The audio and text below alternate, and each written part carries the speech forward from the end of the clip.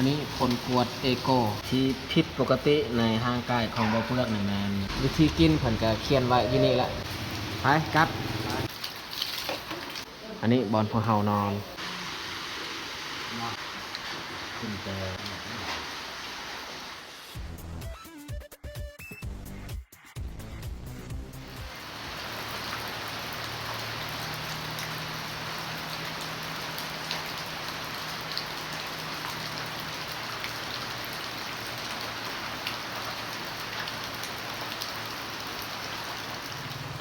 เอาทักทายสบายดีพ่อแม่พี่น้องเบิดสู่ผู้สู่คนสำหรับวันนี้ข่อยกับสิพาบ่เปลือกไปกวดสุขภาพอยู่ห้องหมอหรือว่าอยู่คลินิกเนาะคือตอนนี้ข่อยก็ยืนอยู่หน้าเฮือนของน้าบ่าวน้าสาวเนาะคืนนี้เฮาก็มานอนอยู่นี่แล้วเมื่อวานนี้นี่เฮาออกจากบ้านพักเนาะเฮานอนบ้านพักนี่คืนนึงคันสินอนหลายคืนก็บ่ไหวเพราะว่าเราต้องได้เสียค่านอนคืนละแสนป้ายเราเสียก็เลยตัดสินใจมานอนอยู่เพื่อนเพื่อนในนี้เรื่องข้าวปลาอาหารนี่แมนเฮารับผิดชอบเองไปซื้อกินเองไม่แต่เฮามาขอพักพอนอนอย่างเดียวแต่เฮาก็มีการประกอบส่วนให้เพิ่นค่าที่เฮามานอนมาใส่ที่นี้แต่ตอนนี้ก็ฝนยังบ่ทันเซาตกแต่ก็เฮ็ดยังบ่ได้จำเป็นต้องได้พาบ่เปลือกไปกวดเพราะว่าบ่เปลือกก็ว่าเจ็บแห้งโอเคไม่แต่ทุกคนติดตามเบิ่งติดตามชมว่าอาการของบ่เปลือกมันเป็นจังไดแต่เฮาบ่ฮู้ว่าเฮาสิได้ถ่ายหรือบ่ย้านว่าทานหมอเพิ่นบ่อนุญาตให้เฮาถ่ายเนาะ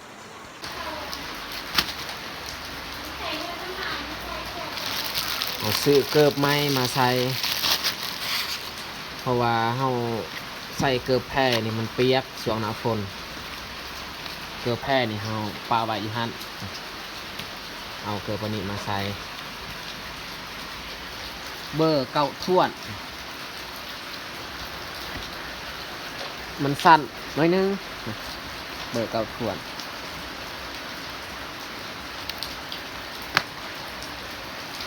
ปกตินี่เฮาใส่เบอร์เก้าครึ่งแต่ว่าบ่มีเบอร์เก้าครึ่งก็เลยเอาเบอร์เก้าถ้วนจะใส่ได้คือกัน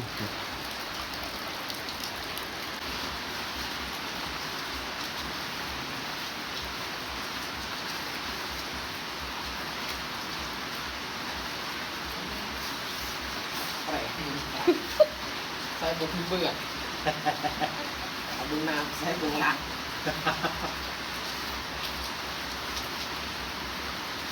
ใส่แต่ส้มข้าวสั้น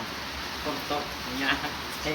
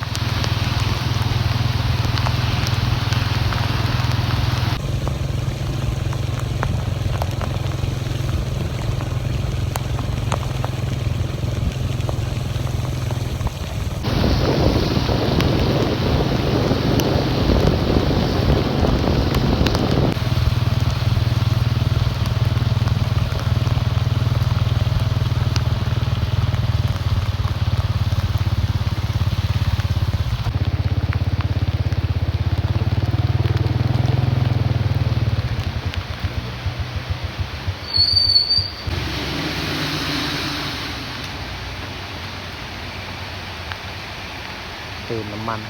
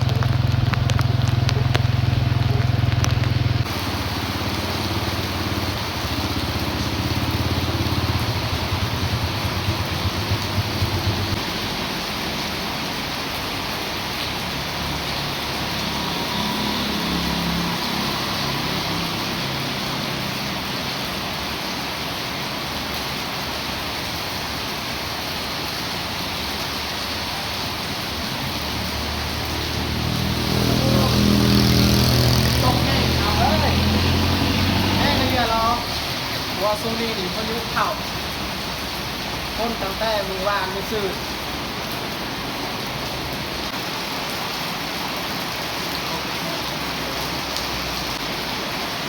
มาฮอดจุดที่เราจะเข้าไปกวดแล้วอยู่นี่แหละ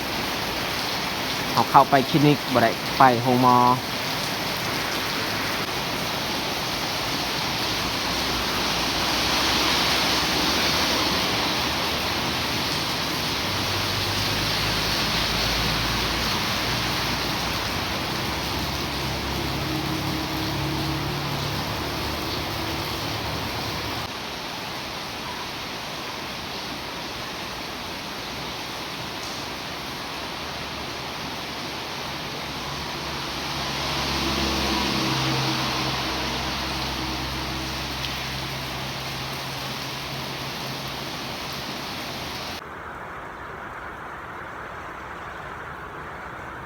เขานั่งทาอยู่นี่ก่อน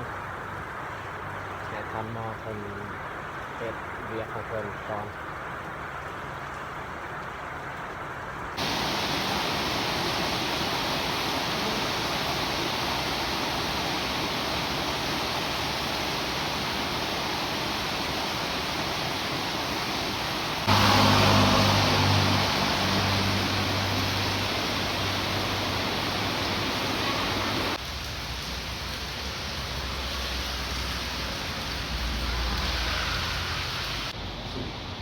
ตอนออกเป็นงาน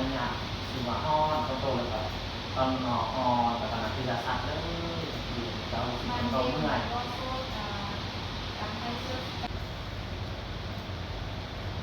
ทานหมอเพิ่นกำลังกวดเบิ่งอาการของบ่อเปลือกเป็นจังได มือนี้เช็ดมือนี้เช็ดจากมือ ไอ้เริ่มแล้วนี่ตอนเช็คนี่ตอนเช็ค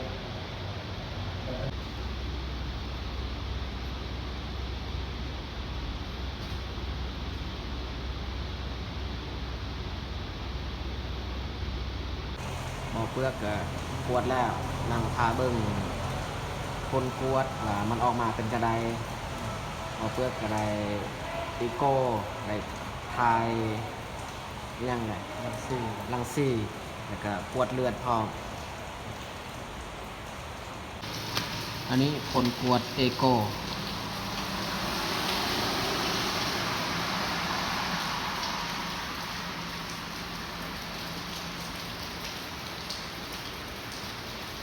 คือว่าบ่มีปัญหาที่เพิ่นกวดอันนี้บ่พบเห็นผิดปกติในรูปภาพคนเอโก้แสดงว่าตัวนี้นี่บ่มีปัญหาดีเบิดนี่คนเอโก้ของเพิ่นแต่เฮาก็บ่ฮู้ดอกมีแต่ทันหมอที่ฮู้แต่ก็คนกวดนี่บ่มีปัญหาตัวนี้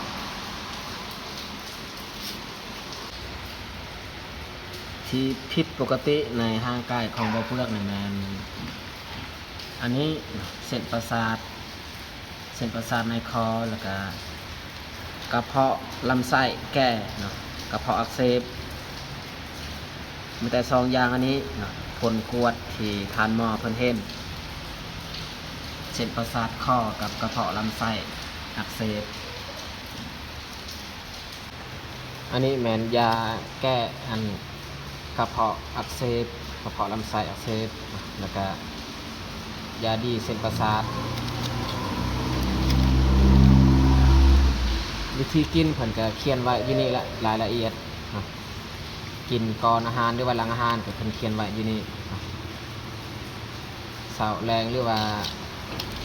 ตามที่เพิ่นเขียนนั่นแหละเฮาเบิ่ง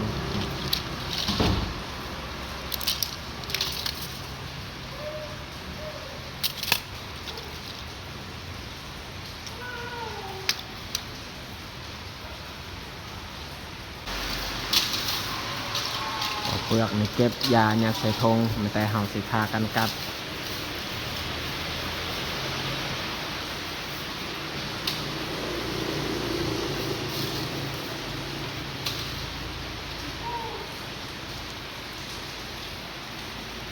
จะได้บ่เปลือกคู่แล้วอาการ แค่แน่แหละบ่ ยังมันทำกินยานะท่านผู้ แต่ก้อนบ่เปลือกข้างบนสุดนี่แม่นไอ้ยัง ไข่ลัง ไข่หลังเนาะ ไข่ลังกับตัวนั้นไข่ติ้ง อ๋อไข่หลังอักเสบได้บ่เปลือกข้างบนสุดแต่ว่าวันนี้เราได้มาฮู้ผลกวดก็คือกระเพาะลำไส้อักเสบกับเส้นประสาทเนาะสองอย่างเท่านั้นก็ไม่แต่กินยานี่แหละ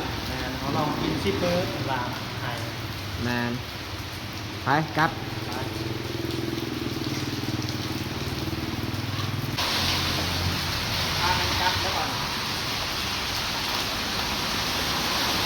กลับมาแข่งคน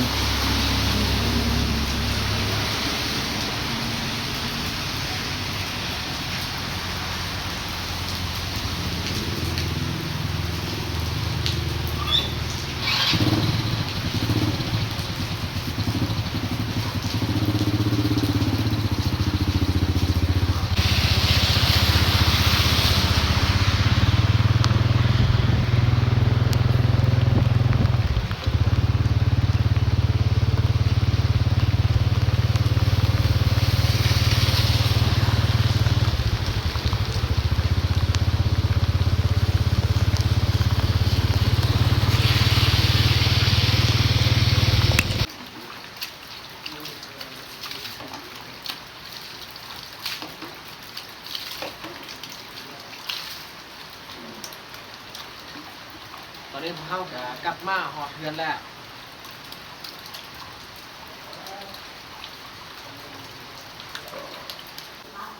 อยู่ในเฮือนนี่ค่อนข้างมืด อันนี้บอลพวกเฮานอน4 คนนอนอยู่นี่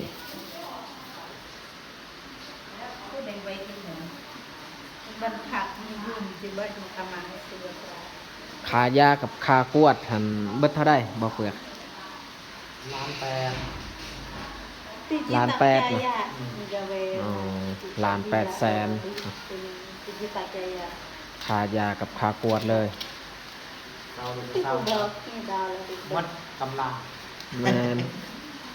คากวดทั้งแพงคากวดเมื่อกี้นี่เพิ่นยังบ่ทันเว้าคายานี่ก็คากวดนี่ล้านปลายเลย ล้านสาม ล้าน3เนาะคากวด 300,000 แมนแสดงว่าคายาหัน ค่ายา400,000 400,000 ปลายเพราะว่าบ่เปลือกกวดนี่หลายอย่างได้เพิ่นกวด ยังอีกบ่เบิดเลยกินยาตัวนี้เบิดยังสิไปซื้อยาต่ออีก แมนยาดีประสาท ยาบำรุงประสาทยาตัวเส้นประสาท อันนี้นี่เขาวางให้บ่เปลือกกินยาดีกระเพาะลำไส้ก่อน แม่ กินตัวนี้เบิดแล้วจึงไปเอาไม้อีก เพราะว่าอันทานหมอเพิ่นบ่ให้กินแบบพร้อมกัน ต้องได้แก้อันกระเพาะก่อนยาโกน ยังมาเราใช่ไหมอันนั้นนี่ก็เราแล้วก็ออกจ้าคน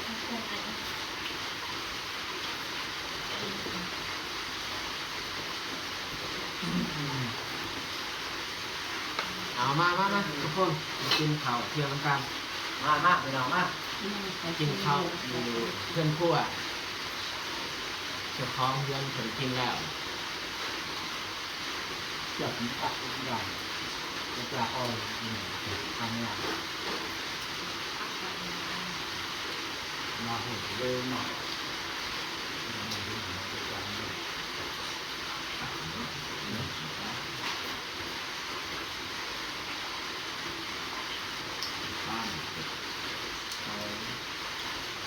จับปลาอ้อยจะได้เลยขึ้นมาเลย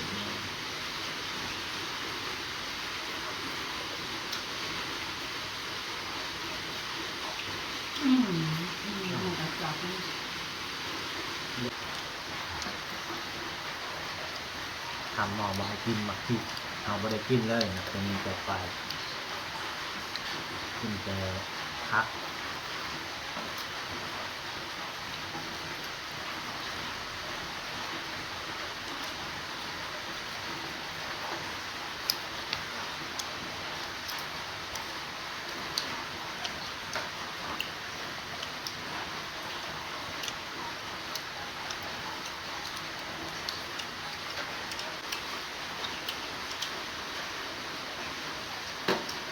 จบแล้วก็ยาก็ทุกอย่างตัดมันหนามันโหด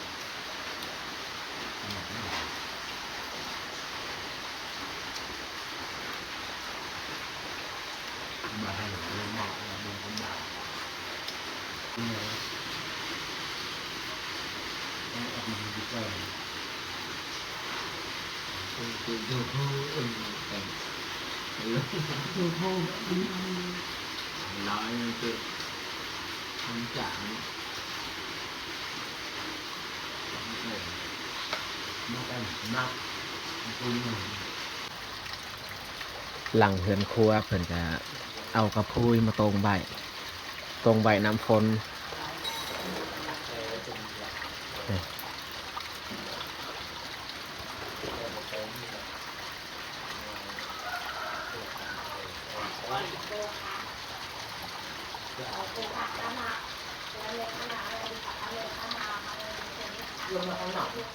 เอาสำหรับคลิปนี้เฮาก็สิจบลงอยู่นี่เลยต้องขอขอบอกขอบใจ FC เบิร์ดสู่คู่สู่คนที่เข้ามาเบิ่งมาชมตั้งแต่ต้นจนจบ แล้วก็อยากขอให้ FC เบิร์ดทุกคนจงมีสุขภาพแข็งแรงอย่าเจ็บอย่าจนเหตุยังก็ขอให้เจริญก้าวหน้าพัฒนาสิ่งใดก็ขอให้สมหวังทุกประการเนาะแล้วก็ในช่วงนี้ก็ช่วงที่พายุเข้าก็อย่าลืมรักษาสุขภาพเนาะบ่ให้ออกไปข้างนอกหลายเนาะเดี๋ยวมันสิมีปัญหาเนาะจังใดก็ขอให้ปลอดภัยซะเนาะจากโรคภัยไข้เจ็บต่างๆหรือว่าเหตุการณ์ที่เกิดขึ้นในสังคมเนาะสำหรับคลิปนี้เฮาก็สิลาทานผู้ชมไปก่อนเนาะบ๊ายบายพอกันในคลิปต่อไป